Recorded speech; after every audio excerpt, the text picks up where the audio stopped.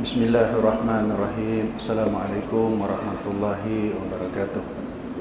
Alhamdulillah, salatu wassalam ala Rasulillah wa ala alihi wa ashabihi ajmain. Rabbi shrah li sadri wa yassir li amri wahlul 'uqdatan min lisani yafqahu qawli. Rabbana zalamna anfusana wa in lam taghfir lana wa tarhamna lanakunanna minal khasirin. Rabbana amanna bima anzalta wa taba'ana rasulah faktubna ma'asyahidin, amma ba'du.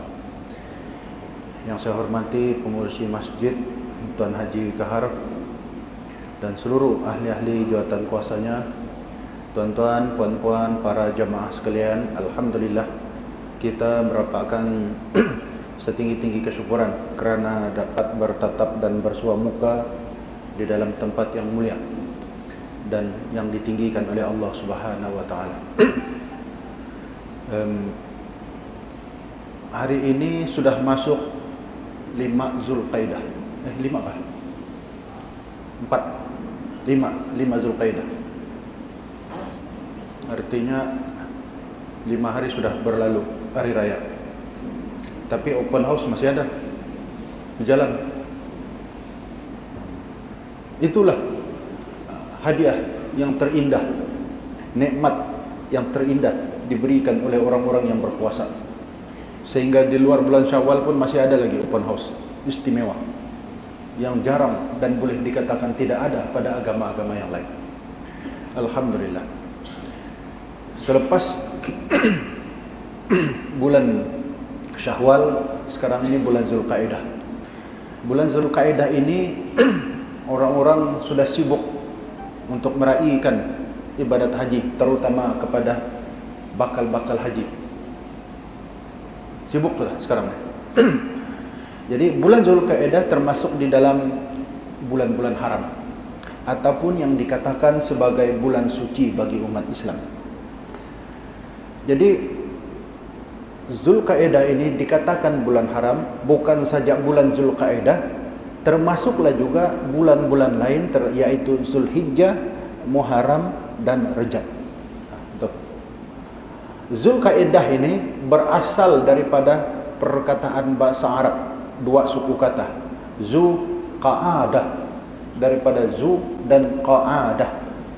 Zu itu bermaksud yang empunya, dan qa'adah, qab ain dal itu yang bermaksud duduk. Jadi maksud dia membawa maksud berhenti sebentar dari melakukan sebarang peperangan atau pertumpahan darah. Maknanya zaman dahulu sebelum Islam datang, bulan-bulan haram apabila datang sejak dulu, zaman sebelum Islam datang, orang-orang jahiliyah suka berperang nih, tidak berhenti berperang kan? Biasa-biasa berperang, artinya pagi petang perang, menjadi kegemaran sudah tuh. Darah daging dorang sudah nih berperang nih. Kalau tidak berperang 1 minggu macam lain, ketagih. Tabiat dorang nih, orang-orang Arab jahiliyah. Ini tabiat.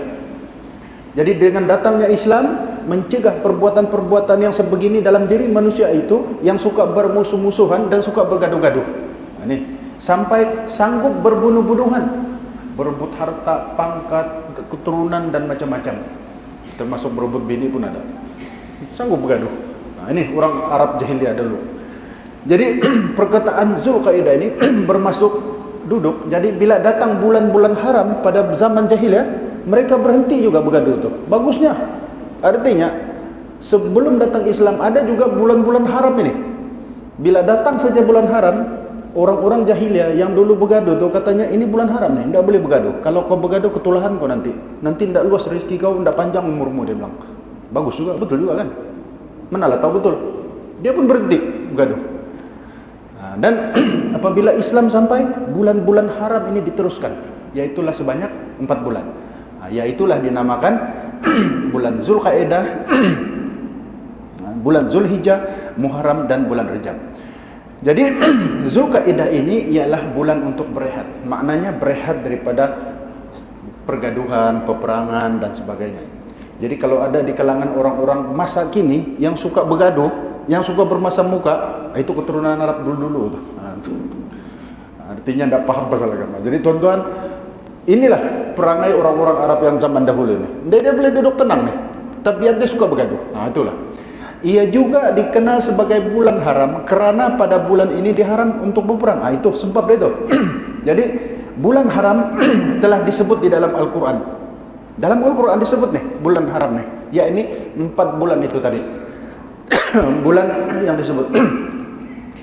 Firman Allah Subhanahu wa taala, "Inna iddatasy syuhuri indallahi 12 syahran fi kitabillahi yauma khalaqas samawati wal arda minha arba'ata hurum dzalika dinul qayyim fala tuzlimu fihinna anfusakum wa qatilul musyrikina kafatan kama yuqatilunakum kafah wa'lamu annallaha ma'al muttaqin."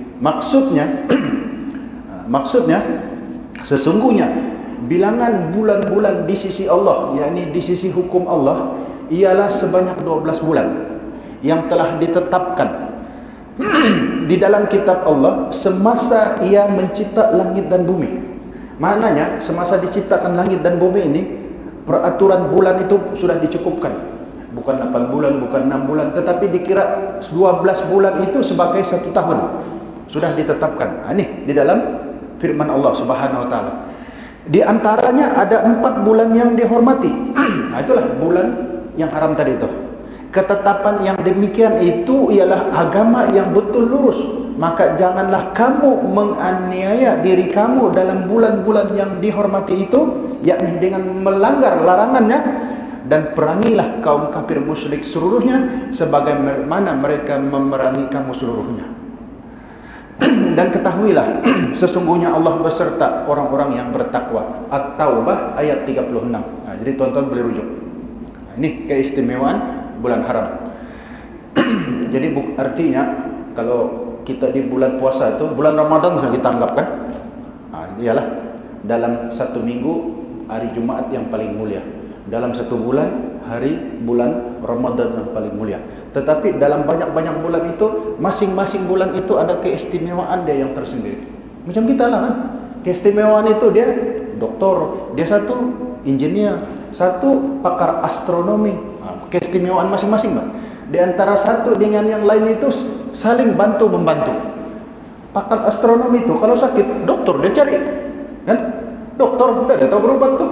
Pakar seorang ahli perniagaan kalau sakit, doktor juga dicari. Nah, itu keistimewaan masing-masing. Artinya begitu juga bulan-bulan ini ada keistimewaannya masing-masing. Al-Hafiz Ibnu Katsir dalam tafsirnya telah menukilkan pendapat Ibnu Abbas yang menyatakan bahawa setiap kezaliman yang dilakukan dalam bulan haram ini, 4 bulan ini, dosanya lebih besar berbanding dengan bulan-bulan yang lain. Artinya kalau kita kita contohlah kan, kita memaki lah kan, 1 dosa tu. Tapi kalau bulan ini dia memaki 2 dosa mengikut hadis. Begitu juga amal soleh yang dilakukan lebih besar pahalanya berbanding dengan bulan-bulan yang lain. Kalau bulan ini bulan-bulan biasa tu kan, dia sedekah 1 pahala, tapi bulan Zulkaidah ini 2 pahala. Macam orang bujang juga kan? Orang bujang, kalau dia bujang, dia sedekah 1 pahala. Tapi kalau dia sudah kahwin, 2 pahala tu, lain tu. Nah, itu keistimewaan. Itu baru 1 bini, kalau 2 lain lagi pahala dia. Tapi kalau dia buat dosa begitu juga, double. Jadi tafsir Ibnu Katsir. Jadi bulan haram ini terdiri dari 4 bulan seperti mana yang kita sebutkan tadi. Hal ini disebut di dalam sebuah hadis yang sahih yang diriwayatkan oleh Abi Bakrah radhiyallahu an, bahawa Nabi SAW bersabda. Nabi kata apa? Itu tadi dalil mengenai bulan tentang di dalam Al-Quran dalil. Sekarang hadis. Apa pula hadis menyatakan? Az-zamanu qad istidara ka hay'ati yawma khalaqallahu as-samawati wal ard. As-sanatu 12 syahran minha 4 hurum. Salasatun mutawaliyat Zulqaidah wa Zulhijjah wal Muharram war Rajabul Mudhar allazi baina Jamadi wa Sya'ban. Waktu berputar sebagaimana keadaannya ketika Allah mencipta langit dan bumi. Artinya waktu yang berputar itu selama 12 jam. Selama 12 jam satu hari.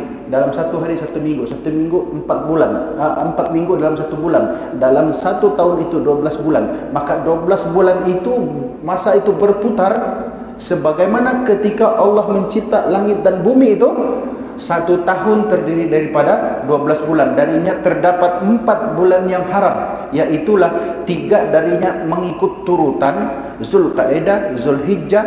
Selepas Zulqa'dah ini Zulhijjah. Selepas Zulhijjah ini selepas Zulhijjah Muharram. Dan yang keempat itu yang terjauh sikit adalah Rajab, yang terletak di antara Jamadil Akhir dan Jamadil Awal.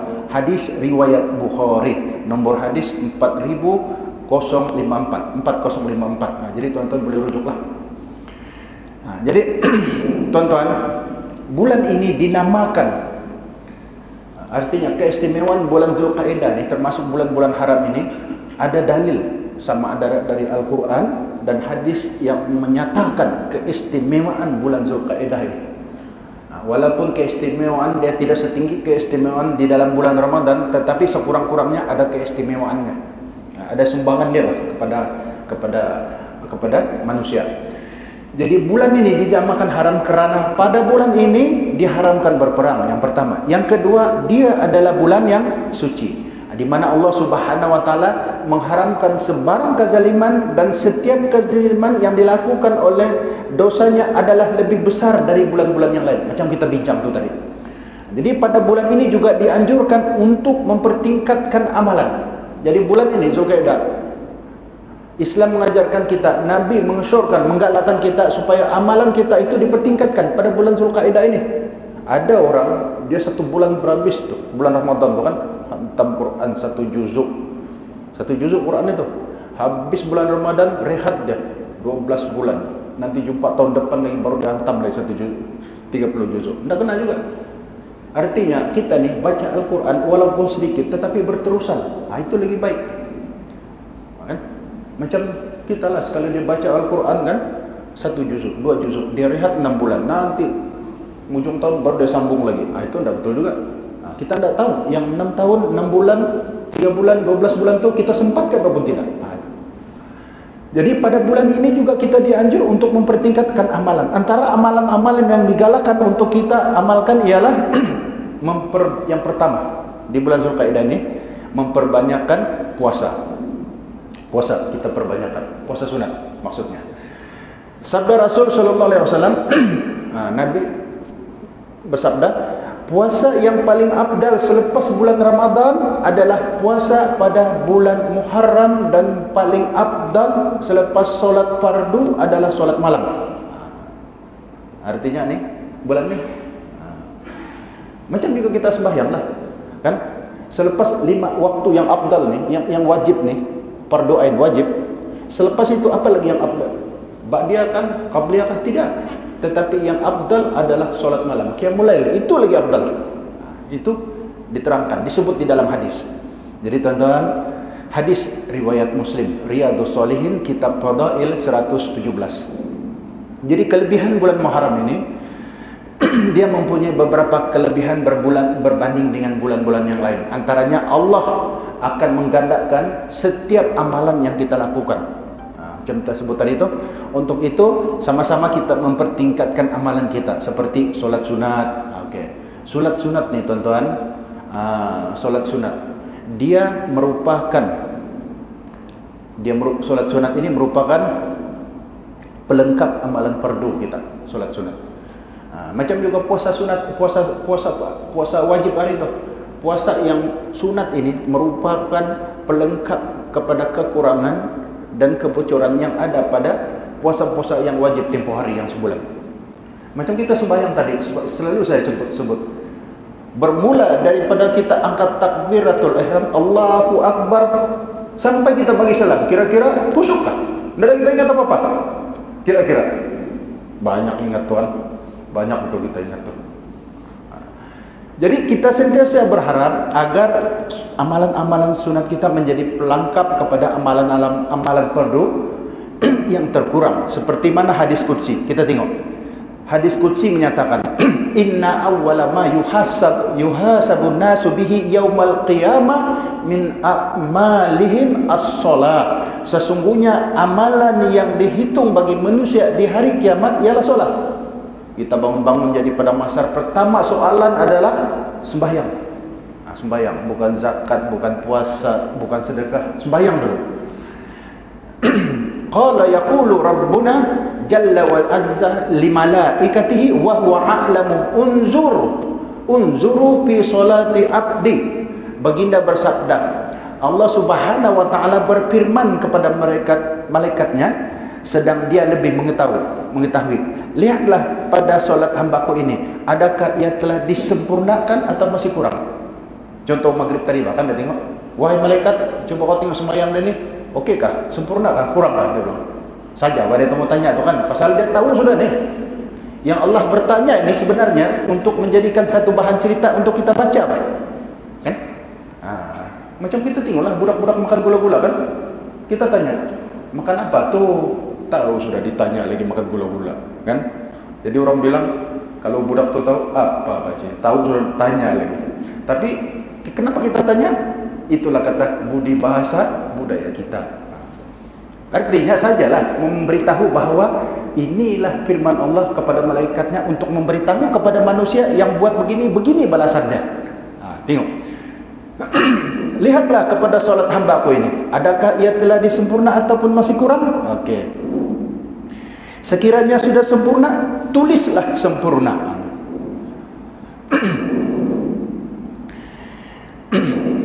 Fa in kanat tamah kutibat lahu tamah. Sekiranya sudah sempurna, maka tulislah secara sempurna. Sekiranya masih ada yang kurang, wa in kana intaqasat minha syai'an, sekiranya ada yang kurang, unzuru hal li 'abdi min tatawwu'i. Lihatlah adakah pada hambaku itu amalan-amalan sunat. Unzuru hal li 'abdi min tatawwu'i. Tatawwu'i ini amalan-amalan sunat. Fa in kana lahu tatawwu' qala atimmu li 'abdi faridatahu min tatawwu'ihi. Lihatlah sekiranya ada firman-Nya, sempurnakanlah bagi hambaku itu amalan fardunya itu dengan amalan sunat. Kalau tadi dia sembahyang maghrib ni, yang fardu ni banyak kekurangan, banyak khayalan, banyak pikiran, tu dia ada solat ba'diyah selepas itu. Kasih sempurna dengan solat yang sunat itu tadi. Allah kata, unzuru, tengok dia punya ba'diyah tu, sunatnya tu ada, kasih sempurna, gunakan yang sunat-sunat itu tadi untuk melengkapkan yang fardu. Kemudian summa tu'aqadu a'malu ala zakum. Kemudian dikira amalan-amalan itu dalam keadaan begitu. Riwayat Al-Hakim. Tengok tuan-tuan, artinya kita jangan pandang remeh solat-solat sunat ini. Jadi macam tu jugalah sunat-sunat ni, macam yang jarang kita tengok, macam solat zuhur umpamanya kan. Tengok dari Aisyah, solat zuhur ni, kalau subuh tu kita sembahyang subuh. Kalau subuh disebut, contohlah kan subuh, dia kata orang yang solat 2 rakaat sebelum subuh seolah-olah dia mendapat isi dunia dan segalanya. 2 rakaat. Tetapi zuhur itu, ini paling jarang orang nampak. Rasulullah bersabda, sesiapa yang tetap mengerjakan solat sunat sebelum dan selepas zuhur sebanyak 4 rakaat, maka Allah akan mengharapnya dari api neraka. Hadis riwayat Abu Daud dan Tirmizi. Ibnu Umar meriwayatkan bahawa Rasulullah bersabda, semoga Allah merahmati orang yang solat sunat 4 rakaat. Hadis riwayat At-Tirmizi. Jadi maksudnya, sesiapa yang solat sunat sebelum asar zuhur, qabliyah 4, selepas ba'diyah 4, maka Allah akan mengharamnya kulitnya ini, dirinya daripada disentuh oleh api neraka, berdasarkan hadis Abu Daud dan At-Tirmizi itu tadi. Jadi tuan-tuan, jadi kita selalu sembahyang kalau zuhur tu kan 2 rakaat, tapi mengikut sunnah Nabi kita tambah lagi 4 ba'diyah 4 ba'diyah qabliyah, artinya 8. Begitu juga macam solat subuh kan. Kalau kita tengok, man solat subuh fahuwa fi zimmati. Sesiapa yang melakukan solat subuh, maka dia berada dalam perlindungan Allah. Itu solat subuh. Dan sebelumnya segala isi dunia dia dapat. Hadis riwayat Muslim. Jadi tuan-tuan, begitu juga solat-solat yang lain. Artinya menyelamatkan pelakunya daripada api neraka. Dalam satu hadis disebut, qala Rasulullah sallallahu alaihi wasallam, lan yaliju ad-daru ahadu sallallahu qabla tulu'i syamsi wa qabla ghurubiha, rawahu Muslim. Tidak akan masuk neraka seseorang yang solat sebelum terbit matahari, yakni solat subuh dan sebelum terbenam. Hadis riwayat Muslim.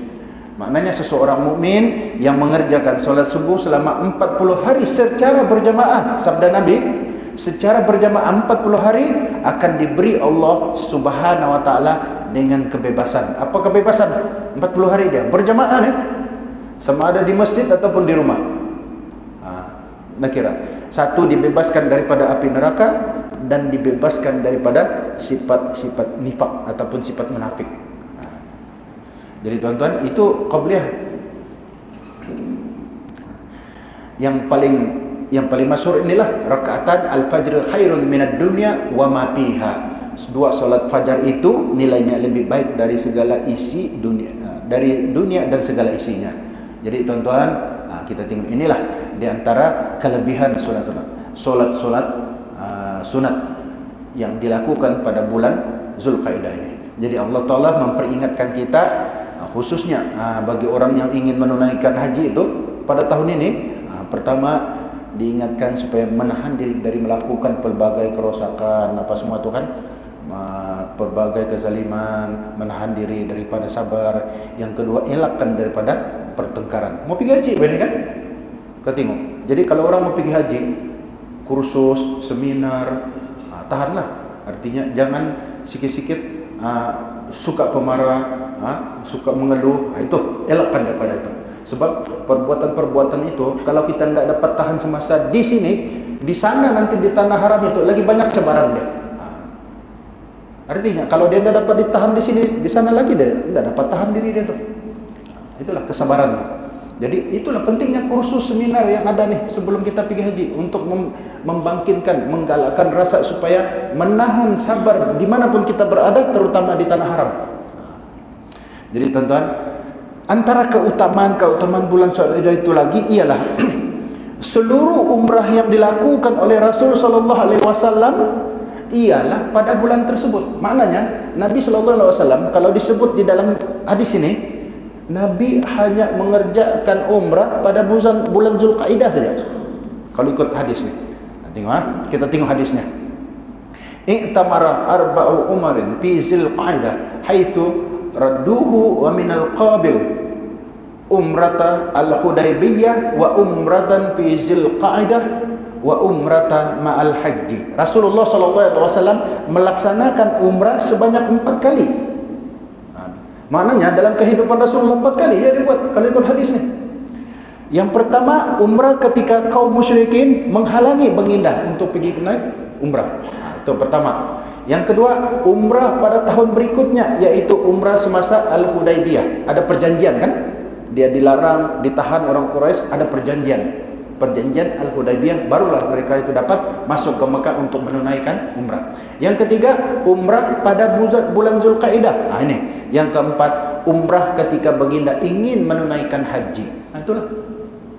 Maknanya hadis riwayat Bukhari.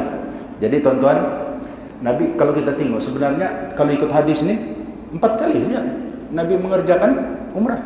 Kalau kita tidak tahu berapa kali, maka jauh lagi kan.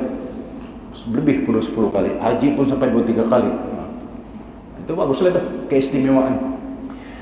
Jadi Rasul sallallahu alaihi wasallam dan generasi salaf juga amat menggalakkan berpuasa pada bulan-bulan haram ini, termasuk pada bulan Zulqaidah.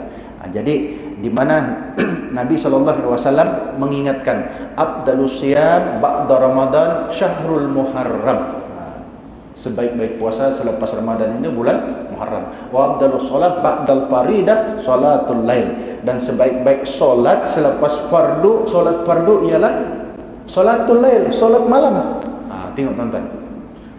Nih, hadis riwayat Muslim dan Ahmad. Jadi sahabat-sahabat itu mereka sering memperbanyakkan puasa ketika masuk bulan-bulan tersebut. Mengikut Sufyan Ats-Tsauri, pernah berkata Sufyan Ats-Tsauri, apa katanya?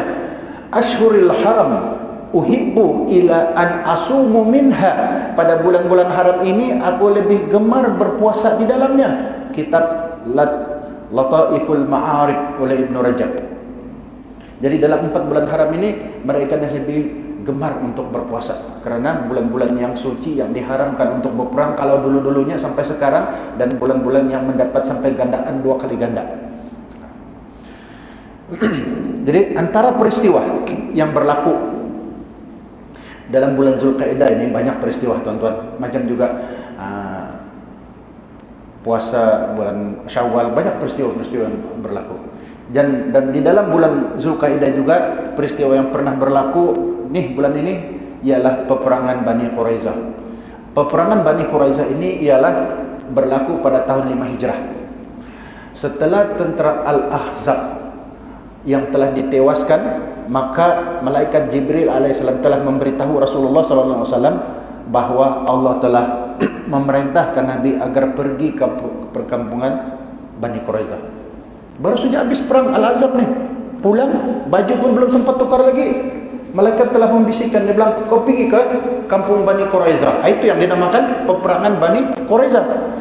Kenapa? Bani Quraizah ini ialah satu puak yang terlibat dalam peperangan. Dia bergabung dengan tentera Ahzab. Artinya dia belot ini. Sedangkan dia tinggal di Mekah. Pengepungan umat Islam semasa perang Ahzab. Artinya dia pergi ke perkampungan Bani Quraizah, Nabi arah kepada dia punya tentera untuk mengepung. Belum perang lagi, kepung saja. Antara Rasulullah SAW belum sempat melucutkan pakaiannya lagi setelah mengepung Bani Quraizah, sehinggalah mereka menyerah kalah. Bila dikepung belum perang lagi, mereka pun menyerah kalah. Ini perkampungan peperangan Bani Quraizah. Itu yang pertama, peristiwa yang berlaku di dalam bulan Zulkaidah. Peristiwa yang kedua berlaku ialah perjanjian Hudaybiyah di dalam bulan Zulkaidah ini. Di mana peristiwa ini terjadi pada bulan Zulkaidah, yaitu di penghujung tahun 6 Hijrah. Yang tadi berlaku pada 5 Hijrah, ini berlaku pada tahun 6 Hijrah. Berlakunya perjanjian Hudaybiyah ini disebabkan Nabi SAW mengumumkan kepada kaum muslimin keinginan baginda untuk berangkat ke Mekah bagi melaksanakan satu ibadah, yaitu ibadah umrah. Apabila Nabi sudah mengumumkan, wahai umat sekalian, kita akan mengerjakan umrah, untuk mengerjakan ibadat umrah pada tahun ini, dan kita akan pergi secara beramai-ramai, gembira. Bila sudah diumumkan, gembira. Tetapi apabila sampai, hasil pengumuman tersebut telah mendapat sambutan yang sangat baik, sehingga 1.400 orang sahabat dari kaum Muhajirin dan Ansar pada waktu itu, ramai.